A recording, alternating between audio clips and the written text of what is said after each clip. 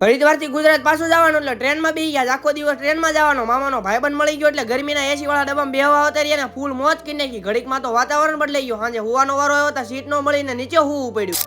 તો કેમ છો બધા મિત્રો? મજામાં દેશો? આપણા નવા મિની વ્લોગમાં તમારું બધાનું સ્વાગત છે. 3 વાગે આપણો વ્લોગ શરૂ થાય કારણ કે આપણે ગુજરાત પાછું જવાનું. અમે બધા 2:30 વાગે જાગી ગયા હતા. બધા ઠેલા લઈને નીચે આવતા રહ્યા હતા કારણ કે અમારે બધાને એકરે રેલવે સ્ટેશન જવાનું. બધાને રિક્ષામાં જવાનું હતું એટલે રિક્ષામાં બેસી ગયા, નીકળી ગયા રેલવે સ્ટેશન. આવતા રહ્યા અમે બધા હરિદ્વારના રેલવે સ્ટેશન. બધા લબાસા લઈને આવતા રહ્યા રેલવે સ્ટેશન. હજી તો અમારે 5 વાગ્યાની ટ્રેન. ગુજરાતી લોકોને હરિદ્વારથી ગુજરાત જવાનું થાય ત્યારે માણસો કરતા તો ઠેલા વધી જાય. મને આજ નથી સમજાતું. 5 વાગી ગયા ને ગુજરાતની ટ્રેન આવી ગઈ. હવે ટ્રેન ક્યારે ઉપડે કોને ખબર. ખબર પડી ગઈ ને ટ્રેન ચાલુ થઈ ગઈ. અમને બધાને સીટ મળી ગઈ ને બેસી ગયા ને બધા નીકળી ગયા ગુજરાત બાજુ. 2-3 ડબ્બા પછી આગળનો ડબ્બો ખાલી હતો એટલે અમે બધા બીજા ડબ્બામાં બેહવા આવતા રહ્યા. પાલુબેન ને નાસ્તો કરવાનો હતો એટલે નાસ્તો કરાઈ નાખ્યો.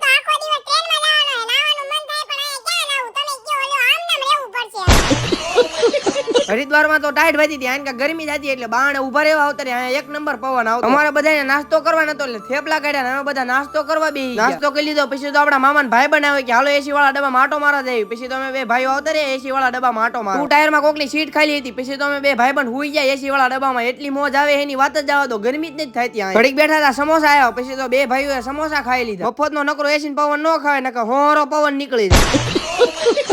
હરિયાણાનું હિસાર આવ્યો. અહીંયા 1.5 કલાક ટ્રેન ઉભી રહે. પછી તો બહાર આવતા રહ્યા. અહીંયા એટલી બધી ગરમી થતી એની વાત જ જવા દો. 1.5 કલાક પછી ટ્રેન ઉપડી. આપડા પાલુબેન ને એસી વાળા ડબ્બામાં લાવવાના હતા એટલે એસી વાળા ડબ્બામાં પાછો બીજી વાર પવન ખાવા આવતા રહ્યા.